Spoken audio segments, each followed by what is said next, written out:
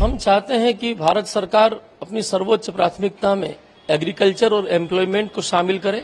उनसे एक ही निवेदन है कि इस बजट में एक सर्वसमावेशी अभिगम अपनाया जाए, जिसमें गरीब से लेकर मध्यम वर्ग सबको फायदा हो और जो ग्रामीण और शहरी विकास है दोनों में एक संतुलन बनाया जाए। इसरो को ज्यादा प्रोत्साहित किया जाए ताकि, क्योंकि इसरो जो है आज दुनिया में ऐसी संस्था है जिसने बहुत कम सुविधा होने के बाद भी हमारे भारत को इतना आगे पहुंचाया है और उसके बाद भी हम लोग आज भी सबसे किफायती दरों पे ये सारी रिसर्च एंड डेवलपमेंट इसरो के थ्रू कर पा रहे स्पेस टेक्नोलॉजी के संबंध में। तो मैं चाहूंगा कि वहां पे सबसे ज्यादा बजटरी एलोकेशन हो। उससे लेके हमें ये अपेक्षा रहेगी कि सरकार, गवर्नमेंट जो भी नई सेक्टर आ रही है, जैसे कि इलेक्ट्रॉनिक इंफॉर्मेशन हो गई, एआई हो गया, इसके अंदर ज्यादा से ज्यादा प्रोत्साहन दे सके तो बहुत बेहतर रहेगा। मैं मिडिल क्लास के लिए थोड़ा फोर्स करूंगी कि उनको देख के थोड़ी चीजें बजट में उन पॉजिटिव सामने आए। हम चाहते हैं कि भारत सरकार अपनी सर्वोच्च प्राथमिकता में एग्रीकल्चर और एम्प्लॉयमेंट को शामिल करे।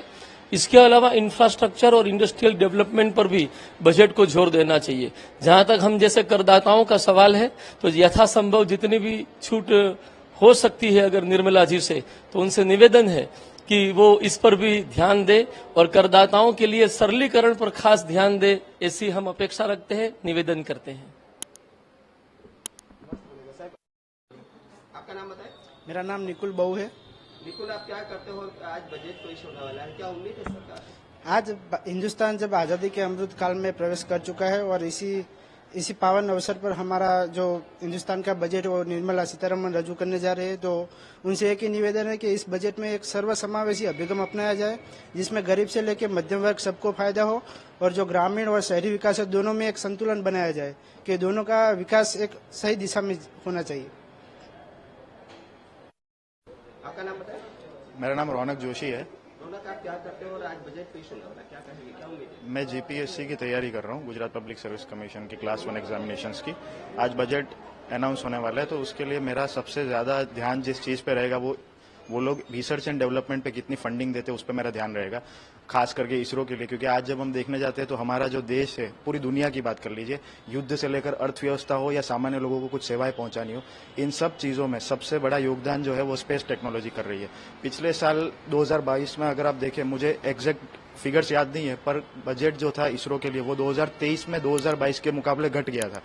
उन लोगों ने उसमें रिसर्च एंड डेवलपमेंट पे कम खर्च किया था। मैं चाहूंगा कि इसरो को ज्यादा प्रोत्साहित किया जाए ताकि, क्योंकि इसरो जो है आज दुनिया में ऐसी संस्था है जिसने बहुत कम सुविधा होने के बाद भी हमारे भारत को इतना आगे पहुंचाया है और उसके बाद भी हम लोग आज भी सबसे किफायती दरों पे ये सारी रिसर्च एंड डेवलपमेंट इसरो के थ्रू कर पा रहे स्पेस टेक्नोलॉजी के संबंध में। तो मैं चाहूंगा कि वहां पे सबसे ज्यादा बजटरी एलोकेशन हो, उन पे ध्यान दिया जाए। जो ज्यादातर आज भी हमारे भारत की अर्थव्यवस्था को देखेंगे तो रिसर्च एंड डेवलपमेंट पे सबसे कम खर्च किया जाता है हमारे भारत देश में।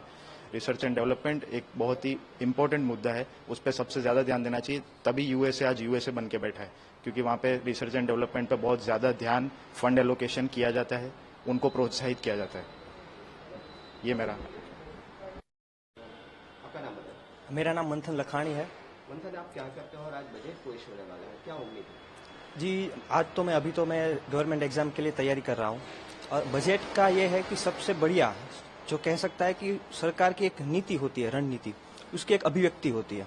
यही से पता चलता है कि बजट किस तरीके का होगा, सरकार का क्या व्यू पॉइंट है। आज जो बजट पेश होने वाला है उससे लेके हमें ये अपेक्षा रहेगी कि सरकार, गवर्नमेंट जो भी नई सेक्टर आ रही है, जैसे कि इलेक्ट्रॉनिक इंफॉर्मेशन हो गई, एआई हो गया, इसके अंदर ज्यादा से ज्यादा प्रोत्साहन दे सके तो बहुत बेहतर रहेगा।